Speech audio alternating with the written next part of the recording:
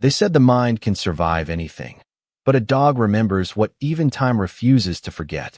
The first light over Fort Ridge K-9 Rehabilitation Facility in North Carolina was always cold, not in temperature alone, but in the way it revealed everything too clearly, too honestly, as if the sun itself had no mercy for broken things. Inside Kennel Unit 4B, a white German Shepherd lay curled tightly against the steel floor, his body unmoving except for the shallow rise and fall of his chest that felt more like obligation than life. 7 days had passed since he last touched food or water in any meaningful way. 7 days since he stopped responding to voices, commands, even the sound of his own name. The handlers had stopped calling him by his designation in full. They simply said Ghost, though even that felt like a memory now rather than an identity. His white coat, once bright enough to reflect sunlight like snow on mountain stone, was dulled by dust and exhaustion, and beneath it his ribs traced quiet lines of survival rather than strength. No one raised their voice in the facility anymore when they passed his kennel, not out of fear, but out of a shared understanding that something in him had already stepped too far away from them to be reached by ordinary means. Sergeant Daniel Harper had once believed that silence was just another phase of recovery. He had seen it before in other working dogs, after long deployments, after loss, after the strange disorientation that came when purpose suddenly disappeared. But Ghost was different, or at least that is what Daniel told himself during the nights he replayed their last mission together. The mission had ended not in glory or disaster, but in separation, the kind that leaves no visible wound but changes the way two beings exist in the same world afterward. Ghost had been reassigned under military protocol, a decision Daniel never argued against publicly, though privately it followed him like a shadow that did not need light to exist. Now Daniel stood outside the facility gate, hands resting loosely at his sides, his posture straight but heavy in a way that had nothing to do with discipline and everything to do with waiting. The air smelled faintly of pine and wet concrete, a typical North Carolina morning where humidity clung to everything like an unspoken thought. A junior handler approached him quietly, hesitating before speaking as if even words might disturb the fragile balance inside the kennel building. "Sir, he hasn't taken anything," the handler said, not unkindly, just factual, like reading a report that had already decided its own ending. Daniel nodded once, his eyes fixed on the barred window of Unit 4B where Ghost could be seen barely shifting, his head resting low, eyes half open but not truly seeing anything present in front of him. There was no accusation in those eyes, no fear either, only distance. The kind of distance that grows when trust has nowhere left to go. Daniel exhaled slowly, the sound almost lost in the wind that moved through the facility grounds, and for a moment he did not speak, because what he felt was not something that could be translated into rank or procedure. It was recognition of absence, not just of a dog, but of the part of himself that had once been reflected in that dog's alert gaze during long nights in unfamiliar terrain. Somewhere behind him, another kennel door clanged softly, and the sound traveled through the corridor like a reminder that life here continued even when something within it refused to. Ghost did not react, not even to the sound that once would have pulled him instantly to attention. Instead, he remained still, as if conserving what little remained inside him for a moment that had not yet arrived, or perhaps would never arrive again. The morning light continued to rise over Fort Ridge K-9 Rehabilitation Facility, but inside Kennel Unit 4B the world felt unchanged, as if time itself had learned to hesitate around the presence of something quietly breaking. Ghost remained in the same position, his white coat pressed close to the cold surface beneath him, eyes half open yet distant, as though watching something no one else could see. A stainless steel bowl was placed near the front of the kennel at exactly 7:45 in the morning, the same routine that had been repeated for days with careful professionalism and growing uncertainty. The junior handler who placed it there did not speak at first, only studied the dog for a moment longer than necessary, then stepped back as if silence might carry more respect than words.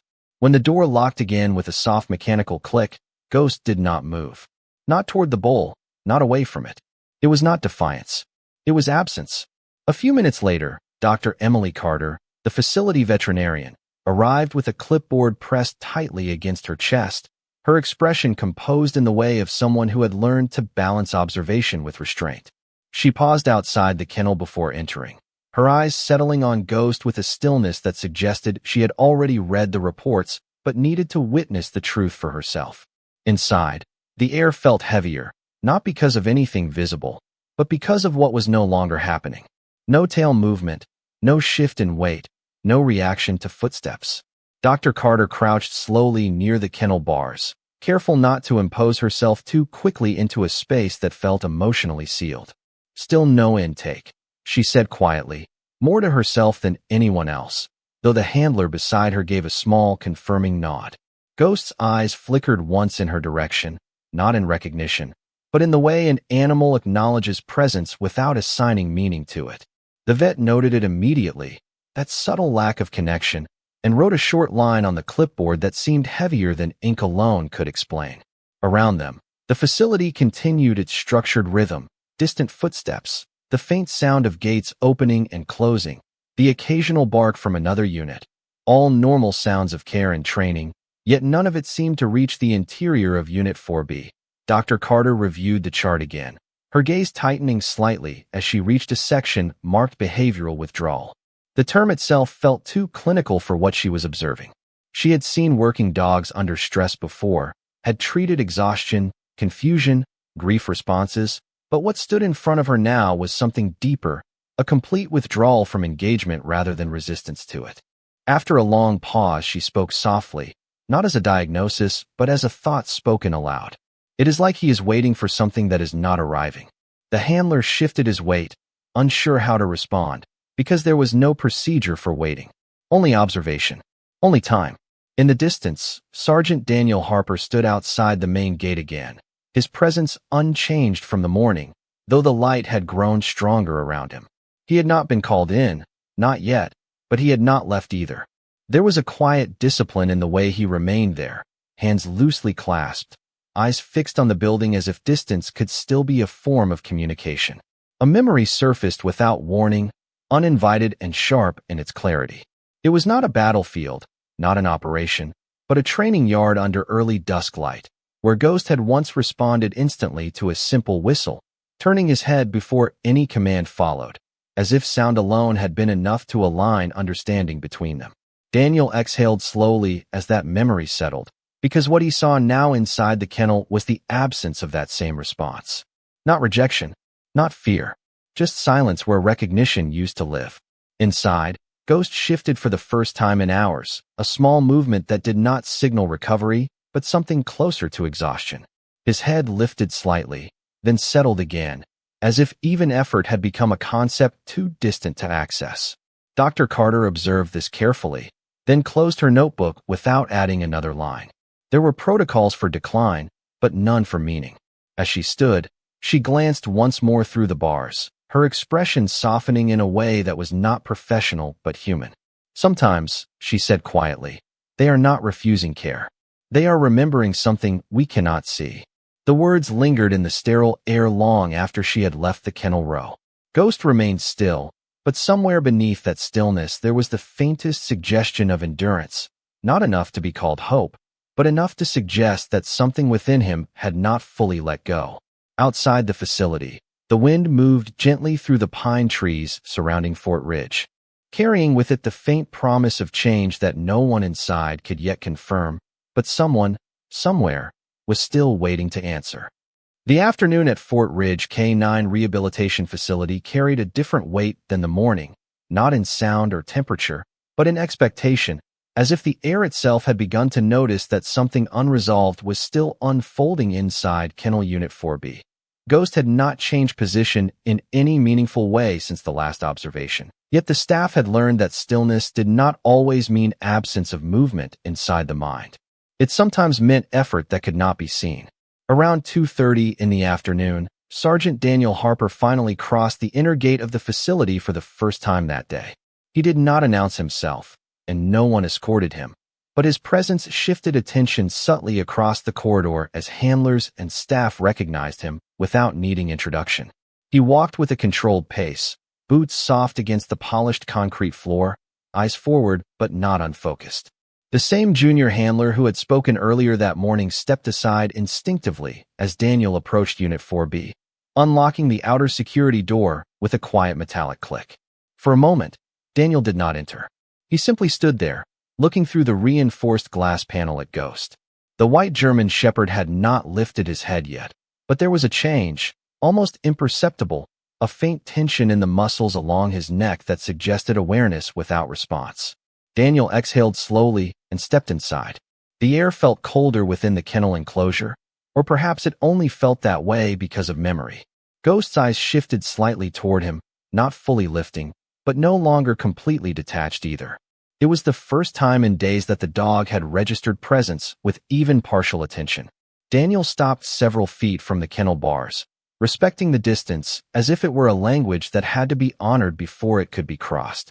He did not speak immediately. Instead, he lowered himself into a crouch, resting his forearms on his knees, matching the dog's level without imposing force or urgency. The silence between them was not empty. It was layered, filled with all the interactions that had once existed in motion rather than words. Wind training sessions at early dawn, long hours of waiting inside transport vehicles, the sound of boots on gravel when missions began and ended. After nearly a minute, Daniel finally spoke in a calm, steady tone. "I am here," he said simply, not as command but as acknowledgement. Ghost's ears moved slightly at the sound, a subtle reaction that broke the stillness like a crack in ice too thin to carry weight. It was not dramatic, but it was real. The veterinarian Dr. Emily Carter observed from the observation window outside the kennel row, her clipboard forgotten at her side. She did not interrupt. She had learned that moments like this were not clinical. They were relational, and therefore unpredictable. Daniel slowly reached toward the lower pocket of his uniform jacket, not rushing, not hiding the movement, and withdrew a small folded piece of fabric. It was a training cloth used during field exercises, familiar in scent and texture to any canine who had worked closely in controlled environments. He did not extend it fully yet. He simply held it in view. Ghost's head lifted slightly higher this time, the first sustained movement of engagement since Daniel had entered the room. His eyes locked onto the cloth, not aggressively, not desperately, but with something that resembled recognition surfacing through layers of distance. Daniel did not move closer. Instead, he waited. The pause stretched long enough for uncertainty to grow in the space between them, and then something changed. Ghost shifted forward just slightly within the kennel space, his body no longer fully collapsed into stillness. It was not recovery yet, but it was deviation from withdrawal. Daniel exhaled again, softer this time, and spoke one word, not a command, but a memory trigger. A whistle followed immediately after, low and simple, a sound that did not belong to the present facility, but to earlier environments where response had once been immediate and instinctive. The effect was not instant in action, but it was instant in presence. Ghost blinked, slowly at first, then again. The veterinarian outside the glass straightened slightly, her attention narrowing with renewed focus. Inside the kennel, Ghost began to rise, not fully, not quickly, but with effort that suggested something inside him was resisting stillness for the first time in days. His front legs adjusted under him, weight shifting forward as if testing whether the world still supported response. Daniel did not step closer. He simply held the whistle's silence afterward, allowing it to settle rather than fade. Ghost's breathing changed. Not dramatic, not loud, but different enough that it was no longer the same pattern recorded in earlier observations. The kennel environment, once defined by withdrawal, now carried a subtle tension of re-engagement, fragile and uncertain, but undeniably present. Daniel's expression did not change outwardly, but something in his eyes softened as he continued to hold position. He did not claim success. He did not speak further.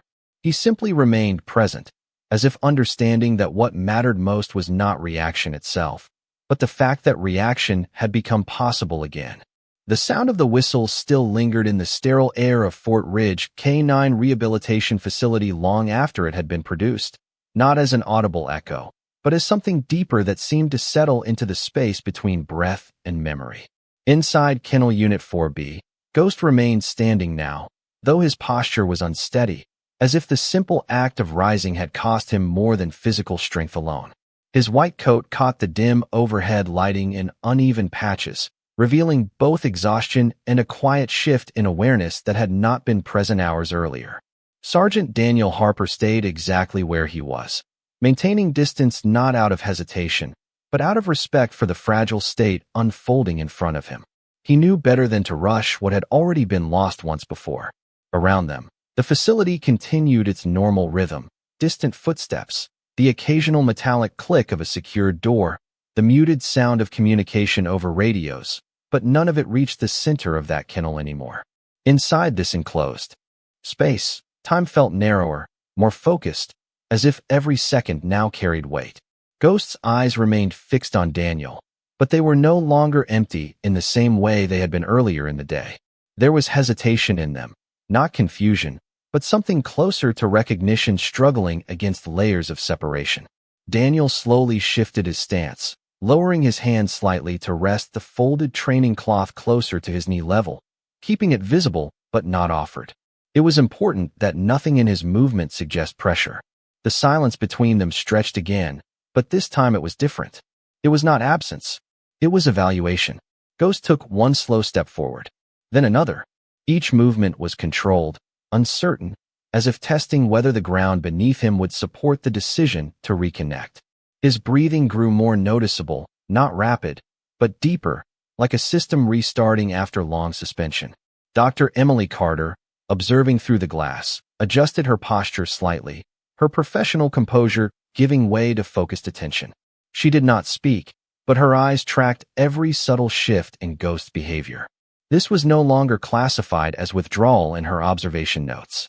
It had become something else entirely, a transition phase that did not fit neatly into any standard recovery profile. Daniel remained still, but his attention narrowed completely onto Ghost. He did not encourage verbally, did not gesture, did not attempt to bridge the space prematurely. Instead, he allowed the memory of conditioning and trust to do the work that language could not. Ghost stopped several feet from the kennel bars, his head now fully raised. For a brief moment, he tilted it slightly, as if attempting to confirm identity against memory. Daniel did not change expression. He simply looked back at him with the same steady presence that had existed before separation, before silence, before the long absence that had rewritten Ghost's understanding of routine. Then Daniel exhaled once and produced the whistle again. It was identical in tone, identical in length, identical in its simplicity. But this time the response was immediate in form, if not in action. Ghost's body tightened, not in resistance, but in activation. His front paws adjusted position, and his stance widened slightly to stabilize himself. The change was subtle but undeniable. Something within him had shifted from passive existence into engaged awareness. Dr. Carter stepped half a pace closer to the glass, her expression sharpening with professional disbelief tempered by scientific curiosity. The data she had recorded earlier no longer matched what she was witnessing. The refusal to engage, the prolonged withdrawal, the absence of response. All of it was being rewritten in real time by a stimulus that should not, by clinical expectation alone, have been sufficient to produce this level of change. Ghost took another step forward. This one was slower, more deliberate, but no longer uncertain in the same way as before. His eyes did not leave Daniel. The kennel space, once defined by stillness, now contained motion that carried direction. Daniel finally shifted his hand forward slightly, still not reaching, still not crossing boundaries, but allowing the folded cloth to become more visible within Ghost's line of sight. The effect was immediate but restrained. Ghost's ears angled forward fully, and his head lowered just slightly, as if engaging in a long-buried recognition process. His breathing steadied, no longer irregular or shallow. The transformation was not dramatic in outward appearance, but it was absolute in implication. Something that had been closed was no longer fully closed. Daniel spoke again, softly, with a voice that carried no command structure, only continuity. "It is okay," he said, the words simple enough to belong to memory rather than instruction. Ghost blinked slowly, then shifted forward one more step, closing the distance further than he had since the beginning of his isolation. The space between them now held only a few feet, but it felt like a boundary that required more than physical movement to cross. It required trust that had been interrupted and was now being tested for survivability. Dr. Carter lowered her clipboard completely, no longer writing, only observing. In her professional assessment, this was no longer a case of behavioral decline. It was a case of re-engagement under recovered stimulus conditions, though even that terminology felt insufficient. Ghost remained standing, but now his weight was balanced forward rather than collapsed inward. He was no longer absent. He was present, not fully restored, not yet, but undeniably no longer lost within himself. Daniel did not smile. He did not move closer. He simply remained, because he understood that what had begun in silence could only continue in silence, and that sometimes the return of a bond did not announce itself loudly, but instead arrived in the smallest possible motion that meant everything had changed. The space inside Fort Ridge K-9 Rehabilitation Facility had begun to feel different, not because anything visible had changed, but because something invisible had started to move again within it, like a long frozen current slowly remembering how to flow. Inside Kennel Unit 4B, Ghost stood in place now for longer than he had in days. His white coat no longer pressed flat against the floor, but held with a faint tension that suggested awareness rather than collapse.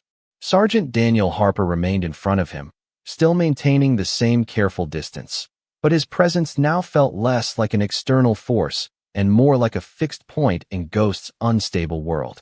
The whistle he had used earlier was no longer active in sound, yet it seemed to remain active in consequence, as if the memory of it had not finished unfolding. Dr. Emily Carter observed from the outer glass corridor, her focus no longer shifting between notes and subject, but locked entirely on the interaction. She had stopped recording timestamps because what she was witnessing no longer behaved like predictable clinical progression.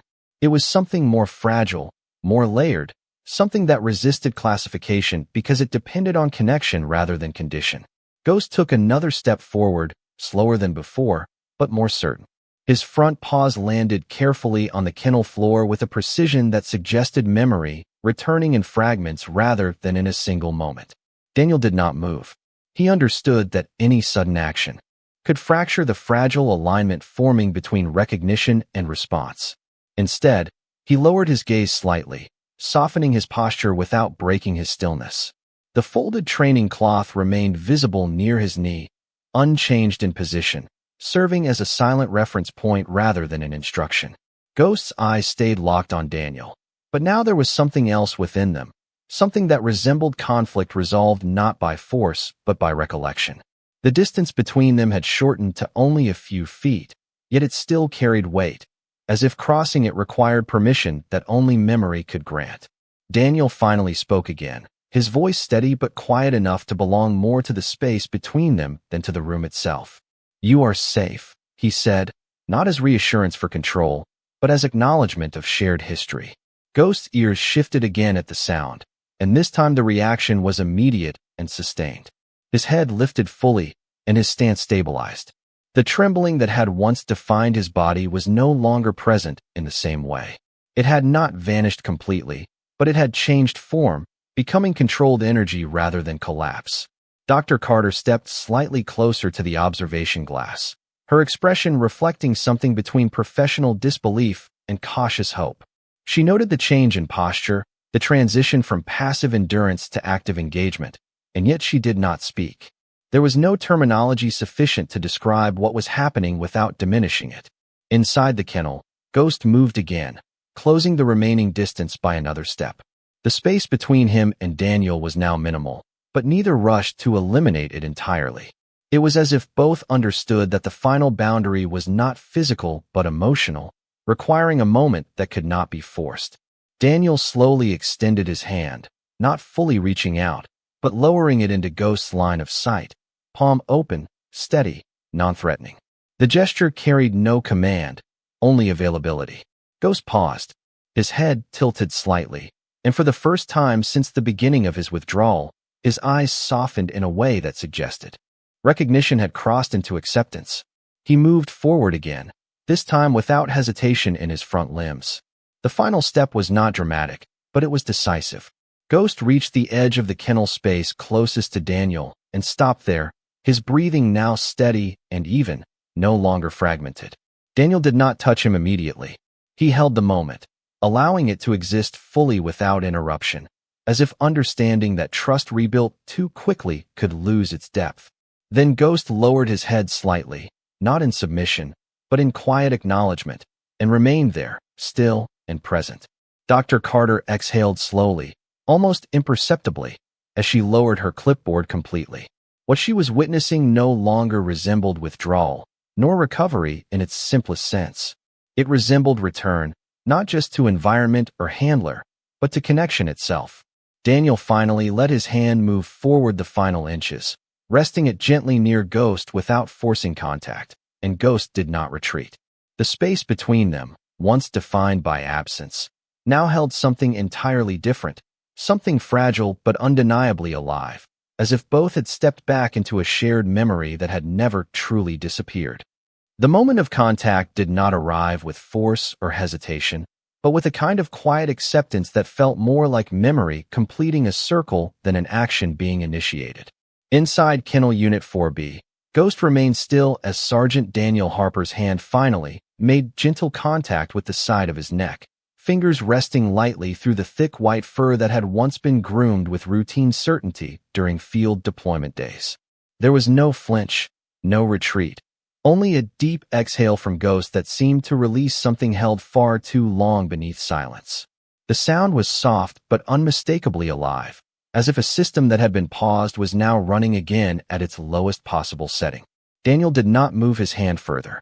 He simply kept it there, steady, present, allowing Ghost to adjust without pressure. Dr. Emily Carter, watching through the observation glass, wrote nothing now. Her clipboard hung loosely in her hand, forgotten as she observed a transition that no chart could properly categorize. What she saw was not recovery in the clinical sense, but reconnection in its most fundamental form, where recognition preceded behavior and memory preceded reaction. Ghost slowly leaned forward, just enough that his weight shifted into the presence of Daniel's hand. It was not dramatic, not sudden, but deliberate in a way that suggested trust being tested and then quietly affirmed. Daniel exhaled once, his expression unchanged, though something in his posture softened further, as if a long-held tension had finally found permission to ease. Behind the glass, Dr. Carter finally spoke in a low voice to the junior handler beside her, though her eyes never left the kennel. "He is not responding to training," she said quietly. "He is responding to relationship memory." The handler nodded but did not respond further, because there was nothing procedural to add to a statement like that. After several seconds, Daniel shifted his hand slightly, moving from the side of Ghost's neck to just behind the ear, a familiar placement from long conditioning sessions in the field. Ghost's reaction changed subtly again. His eyes closed halfway, not in submission, but in recognition that carried emotional weight rather than physical response.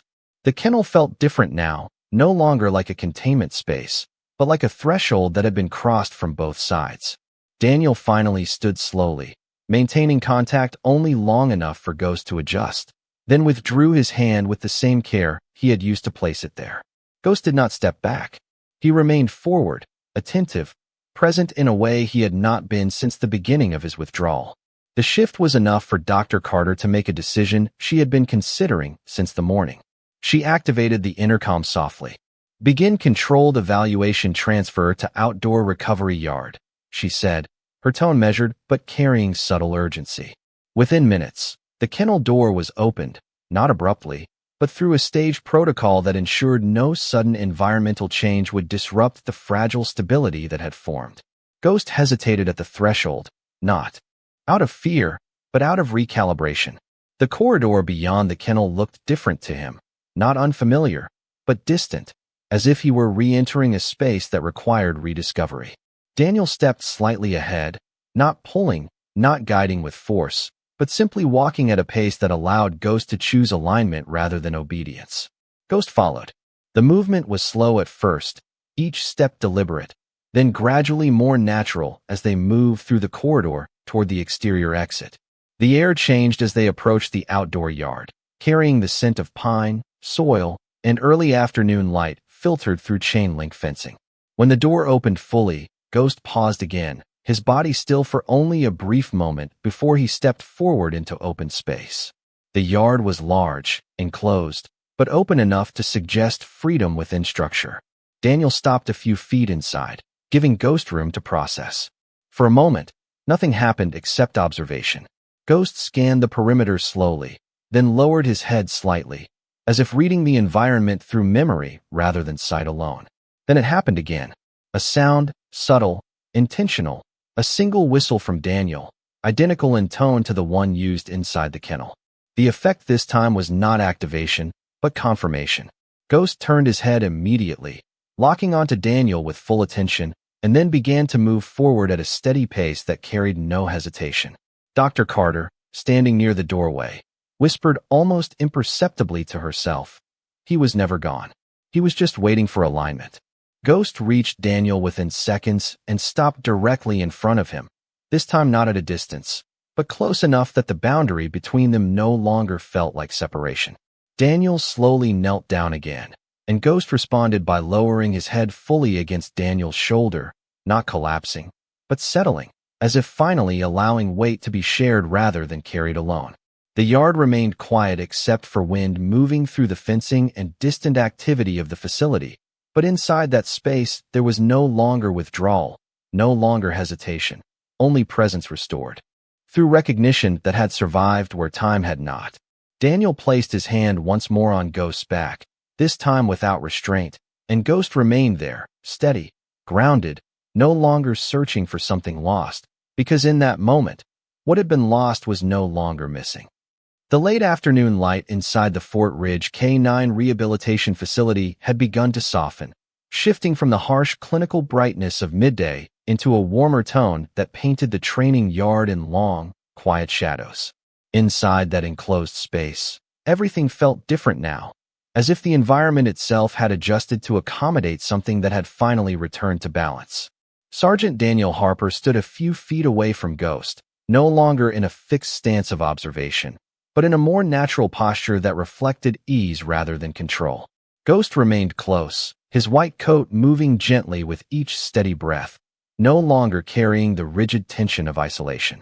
Instead, there was a grounded presence in him, as if the weight he had carried for days had been redistributed into something shared rather than endured alone. Dr. Emily Carter stood near the entrance of the yard, her attention no longer shifting between documentation and observation, but fully committed to what was unfolding in front of her. The clinical distance she had maintained earlier in the day had dissolved into a quiet recognition that what she was witnessing was not a standard recovery arc, but a relational restoration that operated outside conventional frameworks. Ghost turned his head slightly toward Daniel, not in uncertainty, but in steady acknowledgement, as if confirming that the connection established inside the kennel had not disappeared with environment change. Daniel responded by simply remaining present, allowing Ghost to choose proximity without pressure or instruction. The wind moved gently through the fencing around the yard, carrying with it the scent of pine and open air, a contrast to the enclosed silence of the kennel block earlier. Ghost took a few slow steps forward, then paused again, not because of hesitation, but because of awareness that had returned in layers rather than in a single moment. Daniel lowered himself onto one knee, mirroring the same calm posture that had defined their earlier reconnection, ensuring that his presence remained accessible rather than imposing. Ghost approached until he was close enough that the distance between them felt less like separation and more like shared space. There was no rush in his movement, no urgency, only continuity. Dr. Carter finally spoke quietly from the side, her voice measured but carrying a tone of acknowledgement rather than analysis. "This is not just response," she said softly. "This is reintegration of trust memory." The junior handler beside her nodded without speaking, his focus fixed on the interaction that no longer resembled rehabilitation protocol, but something closer to reunion. Daniel slowly extended his hand again, not repeating instruction or trigger, but simply offering presence. Ghost responded by lowering his head slightly, pressing forward until contact was established in a way that felt natural rather than initiated. The gesture was subtle, but it carried the full weight of restored familiarity. Daniel exhaled quietly, his expression unchanged, yet softened at the edges in a way that reflected understanding rather than instruction. Ghost remained still for several seconds, then shifted closer, adjusting his stance so that his body aligned with Daniel's position. It was not dependence, but alignment, a shared stillness that no longer required activation to sustain. The yard around them remained quiet, the distant sounds of the facility continuing without interruption, but within that space the center of attention had narrowed entirely to two beings who no longer needed to translate presence into behavior. Dr. Carter lowered her gaze briefly to her notes, but did not write. There was nothing in the system that could accurately capture what had stabilized in front of her. Ghost lifted his head once more, this time looking directly at Daniel with steady, clear focus that carried no fragmentation of earlier withdrawal. Daniel responded with a slight nod, not as command, but as acknowledgement of return. The air between them felt settled now, no longer charged with uncertainty, but defined by continuity that had been regained through patience rather than force. Ghost remained close, his breathing even, his posture balanced, no longer searching or retreating, only existing within the space that had been restored to him. Daniel placed his hand gently once more along Ghost's shoulder, and this time there was no hesitation in response. The connection held, steady and natural, as the light in the yard continued to shift toward evening, marking not an ending, but a quiet continuation of something that had finally found its way back. Night had begun to settle over Fort Ridge K-9 Rehabilitation Facility, not in a sudden drop, but in a gradual dimming that softened the edges of the training yard and turned the chain-link fencing into dark silhouettes against a fading sky. Inside the enclosed space, Sergeant Daniel Harper stood beside Ghost without hesitation now, their distance no longer measured in caution but in comfort that had been rebuilt one moment at a time. Ghost remained steady at his side, his white coat reflecting the last traces of daylight, no longer dulled by withdrawal or exhaustion, but carrying a quiet clarity that suggested restoration rather than mere recovery. Dr. Emily Carter stood a few yards away near the facility entrance, her posture composed but her attention fully absorbed by what had become the final phase of observation. The earlier uncertainty that had defined her clinical assessment was gone, replaced by a focused recognition that what she was witnessing had moved beyond standard rehabilitation metrics. A second vehicle arrived quietly near the perimeter gate, its headlights cutting briefly across the yard before fading as the engine was turned off. From it stepped a senior evaluation officer accompanied by a military canine program coordinator, both carrying the quiet authority of final review. No words were spoken immediately. They simply observed the scene, the stillness between man and dog, and the absence of distress where there had once been complete withdrawal. Daniel did not move to greet them at first. Instead, he remained with Ghost, maintaining continuity in the environment that had stabilized over the past hours. Ghost turned his head slightly toward the newcomers, acknowledging their presence without tension or alarm. The evaluation officer reviewed a small tablet, glancing between recorded metrics and live observation, but said nothing at first, as if confirming what the eyes already suggested. Dr. Carter finally stepped forward and spoke in a calm, steady tone. "He is no longer in a withdrawal state," she said. "Response is consistent, voluntary, and sustained." The officer nodded once, but did not respond immediately, instead watching as Daniel slowly produced the same simple whistle used earlier in the day. The sound was soft, unchanged, and carried across the yard without urgency. Ghost reacted instantly. His head turned toward Daniel, body aligning without delay, and he stepped forward with smooth, controlled movement that reflected complete recognition rather than conditioned reflex. There was no hesitation in his response now, only certainty. The evaluation officer lowered the tablet slightly. The coordinator beside him exchanged a brief look with Dr. Carter, but still no one interrupted the moment. Daniel repeated the whistle once more, not as test, but as confirmation. Ghost responded again with identical precision, closing distance until he stood directly beside Daniel, his posture calm and fully present. The officer finally spoke, his voice measured but carrying unmistakable approval. "This is stable reintegration," he said quietly, confirmed across response and behavioral alignment. Dr. Carter exhaled slowly, as if releasing tension she had been holding since the first day of observation. Ghost remained still beside Daniel, not performing, not reacting, but existing in a state that no longer required correction or supervision. The coordinator stepped forward slightly and reviewed the final documentation, marking the case as complete under recovery classification. There would be no further isolation, no extended evaluation cycle. What had been broken had not only responded, but re-established continuity. Daniel placed his hand once more on Ghost's shoulder, not as reinforcement, but as acknowledgement of what had already settled. Ghost did not shift away or lean in excessively. He simply remained, balanced and steady, as if understanding that the connection no longer required validation. The yard grew darker as the last light faded completely, replaced by soft exterior lighting that cast long, calm shadows across the ground. The evaluation team began to step back toward the exit, their presence no longer needed in observation. Dr. Carter remained for a moment longer, looking once more at Ghost and Daniel, then quietly closed her notes. He did not forget, she said softly, more to herself than to anyone else. He only waited until it was safe to remember. Daniel did not respond verbally. He only looked down at Ghost, whose eyes remained steady, clear, and fully present. The bond between them no longer carried instability or uncertainty. It carried continuity.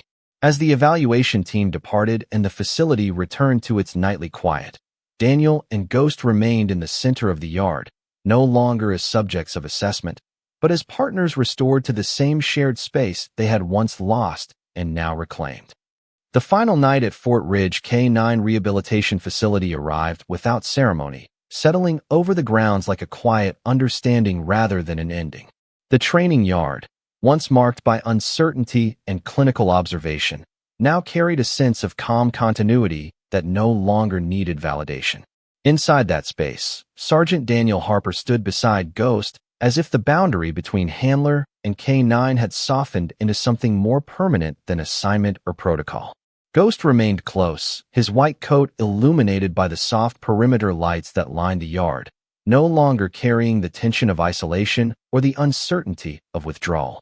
Instead, there was stability in his posture, a grounded presence that reflected full re-engagement with the world around him. Dr. Emily Carter stood near the facility entrance one final time, her clipboard now closed, her role as observer complete. The evaluation officer and K-9 program coordinator had already departed, leaving behind only the documentation of what had been confirmed hours earlier. What remained now was not assessment, but acknowledgement. Daniel looked down at Ghost without speaking, his hand resting lightly on the dog's shoulder, not as reinforcement, but as quiet confirmation of something already understood. Ghost did not move away. He simply remained, steady and present, as if the last days of separation had finally been integrated into memory rather than absence. The wind moved gently across the yard, carrying the cool air of North Carolina night, and the facility around them began to settle into its overnight rhythm. Distant lights along the perimeter flickered softly, and the sounds of the base beyond the facility faded into background stillness. Dr. Carter approached slowly, her expression calm but reflective. She stopped a few feet away from Daniel and Ghost, observing them for a final moment. There are cases, she said quietly, where recovery is not about returning to function, but returning to connection. Daniel nodded slightly, not responding with words, because there was nothing left that required explanation. Ghost shifted his weight once, then settled again beside Daniel, his breathing even and unbroken. The evaluation was no longer present in any active form. It had concluded not with separation, but with restoration. Dr. Carter gave a small, almost imperceptible nod, then turned and walked back toward the facility building, leaving the yard to its quiet state.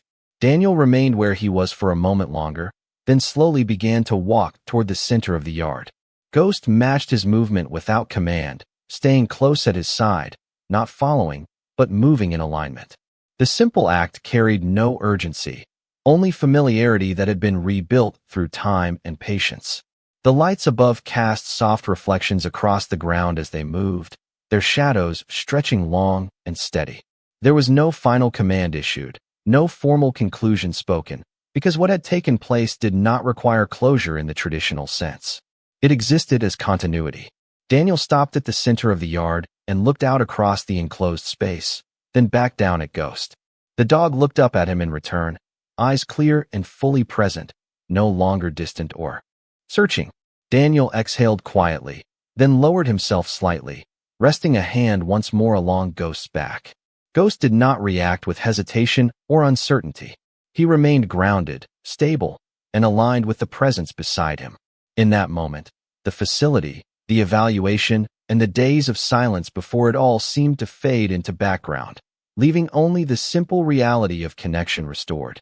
The night continued to settle around them, but within that quiet space, there was no longer fragmentation or absence. There was only presence, shared and steady, carried forward without need for instruction, as man and K9 remained together in the stillness that had finally become complete.